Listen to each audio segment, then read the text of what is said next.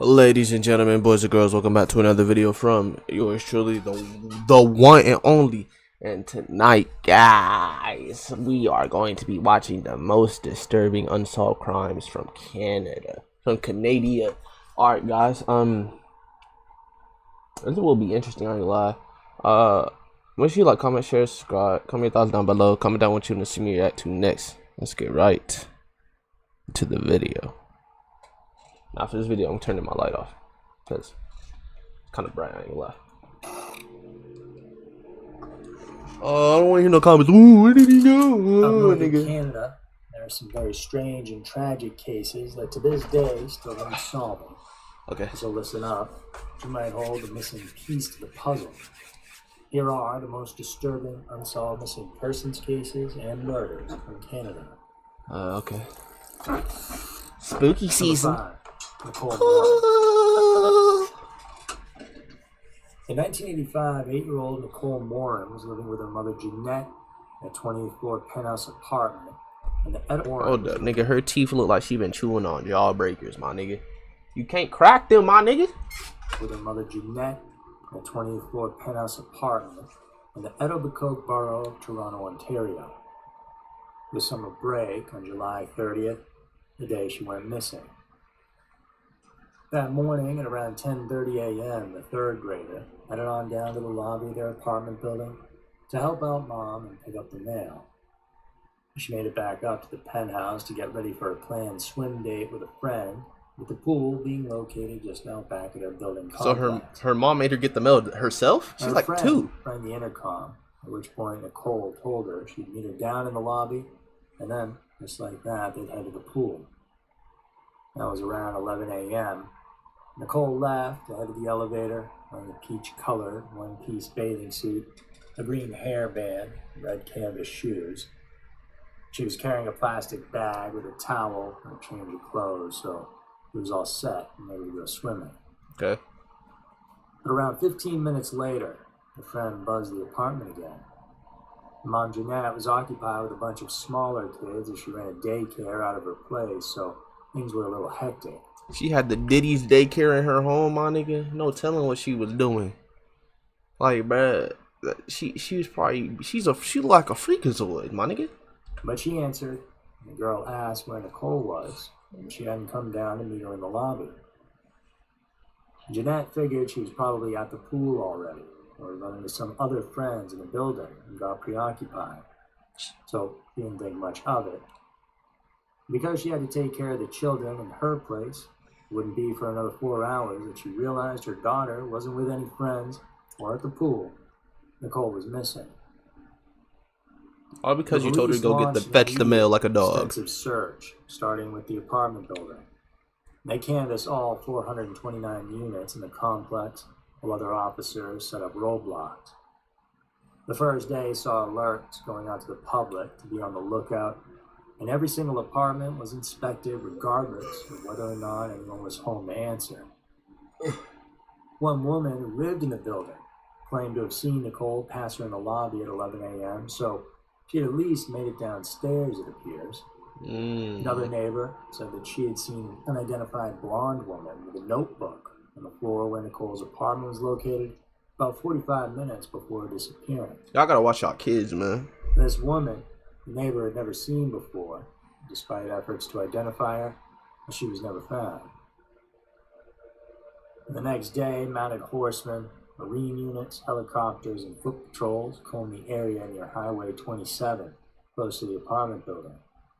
And tracking dogs searched underground garages, utility rooms, and storage units.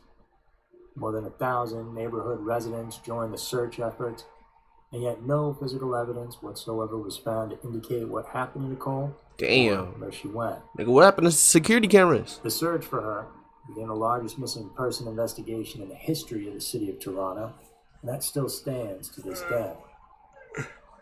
A 20-member task force ultimately dedicated 25,000 man-hours to following up leads. Police questioned about 6,000 individuals, including hundreds of ex-cons, but still no solid leads emerged. So this is in the 6th, but this is in Toronto. You know, Drake's from Toronto, and She went missing at approximately 11. You know, that's like the magic number for that man Drake right there. Possibly could she have got taken by BBL Drizzy? I don't know. I don't make the rules here. The police, in searching Warren's apartment for any sort of evidence and to clear any suspicions from the mother, would uncover something rather creepy. There was a note written by Nicole a few months earlier that simply read, "I'm going to disappear." Whether this had anything to actually do with the case, though, never became clear. Nicole's disappearance garnered significant media attention. Her father, Art, raised funds to hire a private investigator. He even left his job to search for clues about his daughter's disappearance. Over the years, the case has seen various initiatives to keep it in the public eye. Why that doll hitting the legs of spread? Missing child organizations have continued to release age-enhanced photographs of Nicole, coinciding with anniversaries of her disappearance. My nigga, her teeth is literally the motherfucking the definition of sticks and stones may break my bones, but words will never hurt, my nigga. Yeah, teeth is bones, and the sticks and stones she was chewing on broke them hoes. Fuck you mean? Despite decades of investigations and numerous leads, no physical evidence has ever been uncovered. And so what happened to Nicole remains a total mystery. Yeah, she going for life. I ain't gonna lie. Hopefully they find her, though. Number 4, Ryan Stuka. Nigga, who?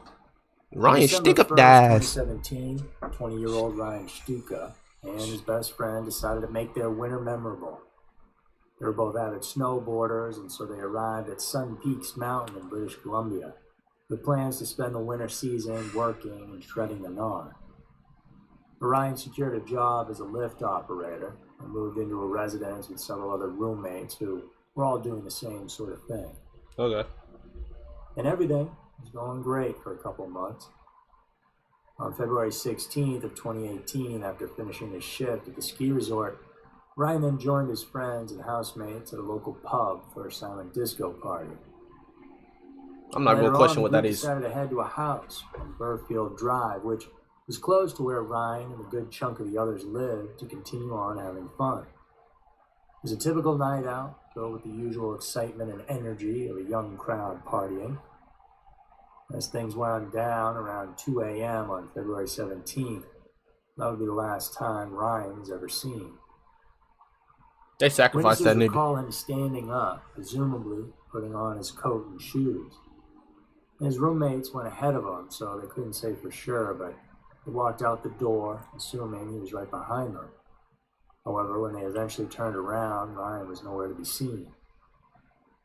Thinking he might have stayed behind or was lagging to tie his shoes or something. Hey, that nigga Ryan got hit with a stealth takedown from Batman up in Arkham. His friends continued home. From the shadows. A short 5-minute walk away, but Ryan never made it back. When he failed to show up for work the next morning, his roommates were concerned. They hadn't spent the night at the party house, and so they filed a missing persons report with the police.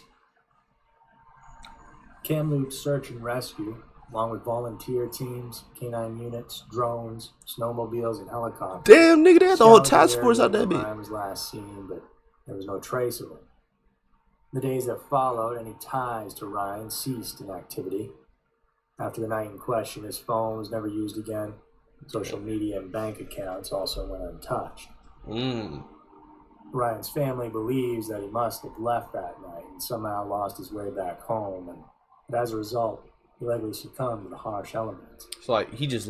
They think that likely he was somewhere out there in the Sun Peaks, and they're desperate to find him. He lost his way home. A $15,000 reward and left his phone offered for any information that could lead to the young man's discovery. The community of Sun Peaks has rallied around the Stuka family, providing support and joining in the search efforts. Despite the passage of time, hope remains that one day they can finally bring their son home. Yeah, that didn't got taken by the Underlord, Dracula. Scott. Growing up, Maddie Scott was known for her fun-loving and playful personality. Her brother described her as someone who was as comfortable in a dress as she was in work overalls. She enjoyed dirt biking and horseback I was just about to say, riding, she a country girl, huh? hanging with friends, but you could also find her tinkering away as a heavy-duty mechanic apprentice in the logging industry, working alongside her dad. Maddie spent most of her life in Vanderhoof, British Columbia. On the evening of May 27, 2011, 20-year-old Maddie headed out to Hog's Back Lake with her friend, Geordie Bolduc, for a party. The lake, located 15 miles southeast of Vanderhoof, was a popular spot for gatherings. Maddie arrived in her white 1990 Ford F-150 pickup and pulled up to the party that was already in full swing. The fire pits dotted the landscape. Everyone was drinking their Millers and hard seltzers. But as midnight approached, things took a dark turn. A fight broke out, and Geordie, who got injured, decided to leave with her new boyfriend. She asked Maddie to come along, but she declined, opting to stay the night in her tent. The next morning, around 8:30 a.m., Geordie headed back to collect her belongings and found Maddie's tent unzipped, her sleeping bags and items pushed to the side. So you telling me them niggas left and didn't come back to the next morning? Where the fuck them niggas go? Where did they go? Nigga, they went to sleep in the cave? They was that pissed off? And don't tell me Maddie, they all left, they just left Maddie and then everybody just started to go their separate ways and she just stayed in her damn tent. And she got taken by Bigfoot. Maddie was nowhere to be found. She didn't report it because there were many possibilities that could have happened, the least of which she thought was that her friend had vanished. Worried after not hearing from her, though, Maddie's parents arrived at the lake later that day, finding her tent collapsed and her truck locked. At that point, they called the police to report their daughter missing. In the area around Hog's Back, about 128 acres with clear waters, is scoured by foot, quads, horseback, helicopters, divers, and cadaver dogs. But still, there was no trace of Maddie.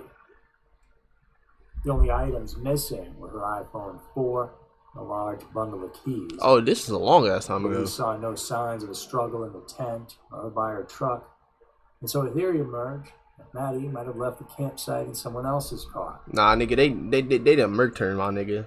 One of the people with them, they took her out. She was on the hit list. The who's? Initially, some speculated her disappearance was related to the Highway of Tears and the missing and murdered Indigenous women along Highway 16, but her case didn't fit the criteria. Eventually, the years passed by, and the case just went cold. But then one day, after the 12th anniversary of her disappearance, May 29th of 2023, RCMP announced that Maddie's remains had been identified. Damn. Being found earlier that month in the woods on the east side of Vanderhoof, some 10 miles away from the campsite. The discovery provided some closure to her family, but as of right now, the police are still working the case and providing the details to the public. Hopefully for her family, though, the answers as to what happened and who did it will be discovered soon. That's crazy, bro. Number 2. The Lindsay Buziak murder case. Nigga, I was about to say, I ain't no way her fucking whole name is that long. She got a compound sentence for her name. 24-year-old Lindsay Buziak was an ambitious real estate agent. She's fresh off of Jersey Shore. Deals done, but she was still green at it and trying to work her way up in the ranks. Late January of 2008, she received a call from a woman with a foreign accent, urgently seeking a home somewhere in the $1 million range. Nigga, her phone rang. She picked up. All she heard was "Tosta strudel, tosta strudel." The caller was acting in a way that unnerved Lindsay a bit. On top of that, this woman had called Lindsay's personal cell, which she didn't use for work. She asked the caller how she'd gotten her number, and they claimed that it had been shared with them by a previous client of hers. Cap. Lindsay shared her concerns with her father, her boyfriend Jason, who was already a successful real estate agent himself. And they encouraged her to take the meeting for the high commission as promised. To reassure her, Jason offered to wait outside the property during the viewing. Okay. A suitable house was found, At 1702 De Sousa Place, the arrangement was made to meet the clients at 5:30 p.m. on February 2nd, 2008. If these people did in fact need to move as fast as they claim, it would be easy money and a nice addition to Lindsay's portfolio. Lindsay and Jason had a late lunch on the day of the viewing, paying the bill at exactly 4:24 p.m., and they left separately. The two of them texted about meeting at the property, with Jason saying he'd be a few minutes late because he had to pick up a colleague. Why'd they leave separately? He'd grab him at the repair shop at 5:30, but they'd be right over after that. 5:30 p.m., two witnesses saw a 6-foot-tall white man with dark hair and a blonde woman in mid-30s to 40s wearing a distinctly patterned dress, That nigga set her walking up. up to Sousa Place, which was a cul-de-sac. And Lindsay was there at the property, greeting with a smile, and the three then entered the house to take a look around. Jason and his colleague arrived 10 minutes later, and he saw at least one figure through the front door glass, but waited in his car for about 10 minutes before moving to another street to avoid looking like a nosy, interfering boyfriend. 10 minutes too long, buddy. After another 10 minutes, he texted Lindsay to check in, but received no reply. After a few more minutes, Jason then went to the front door, but it was locked. And through the mottled glass, he saw Lindsay's shoes in the entrance hall, but there was no movement. With no answer to his knocks, he then called 911.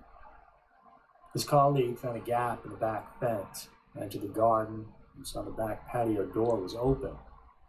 And calling out to Jason, they entered the house, and they found Lindsay lying in a pool of blood in the master bedroom.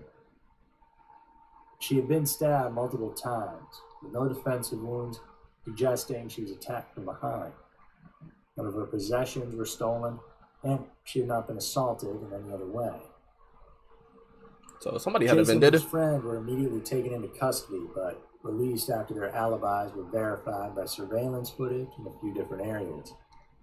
The Saanich police believed the murder was well organized, executed by professionals.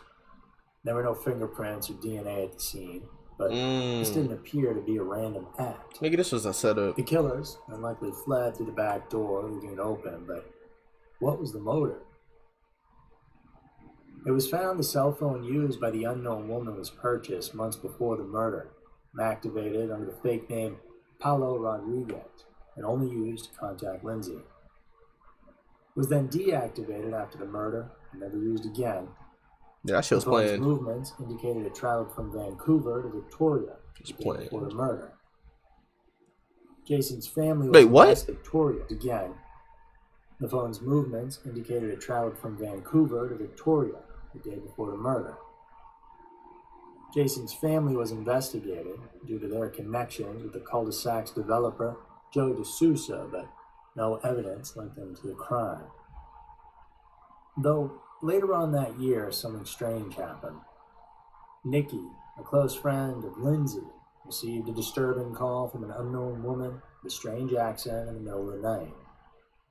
She hung up, but then in the morning remembered her friend had the same type of call before she was killed.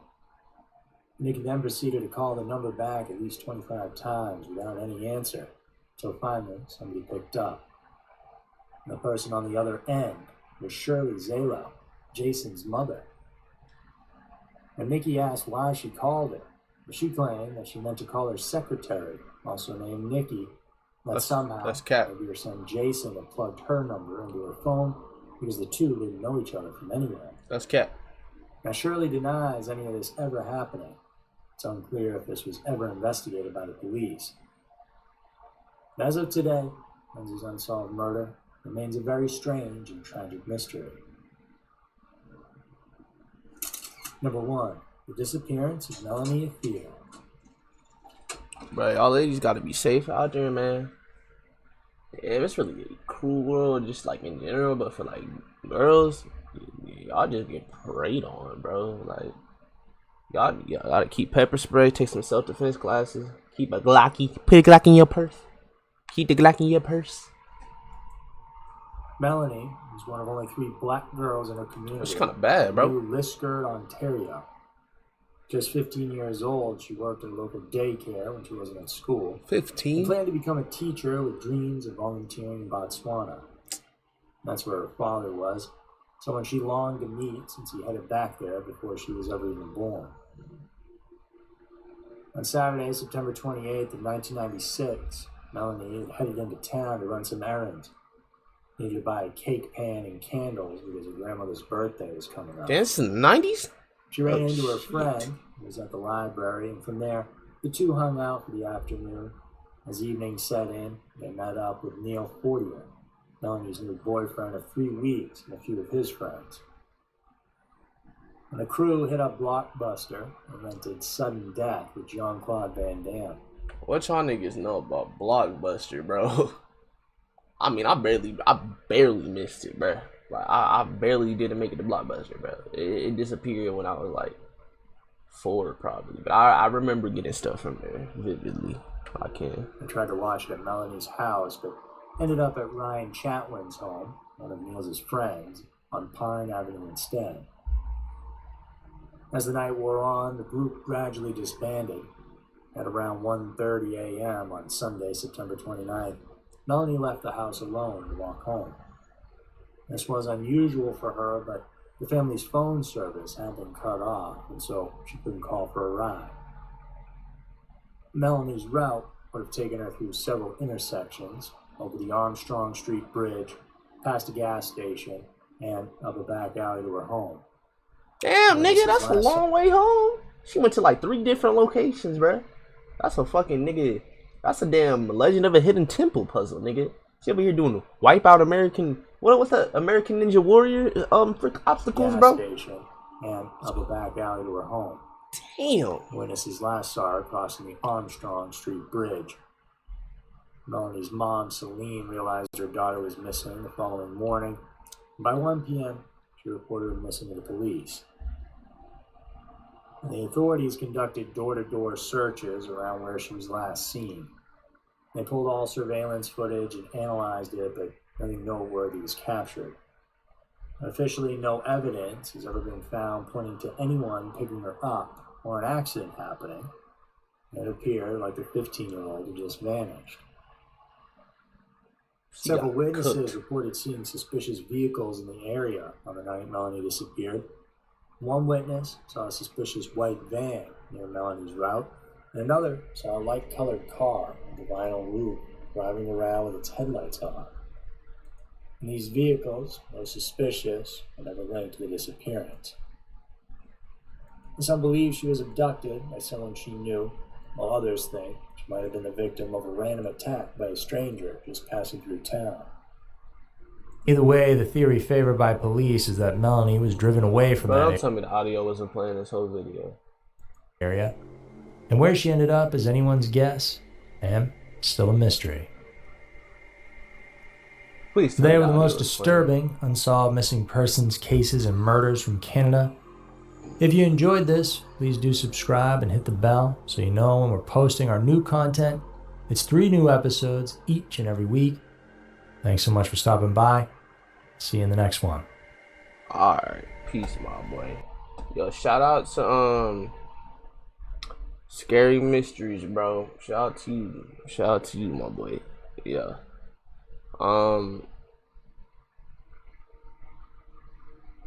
My nigga, what can I say? This shit was crazy.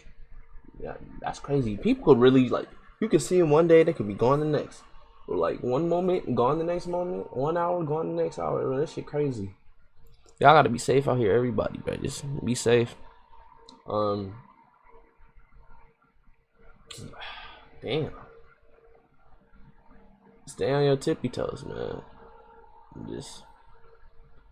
Hope y'all enjoyed the video. Make sure you like, comment, share, subscribe. Comment your thoughts down below. I'm doing my intro again. I always do that, bro. Make sure you like, comment, share, subscribe. Peace out, y'all. Love y'all. Mwah. Have a blessed day.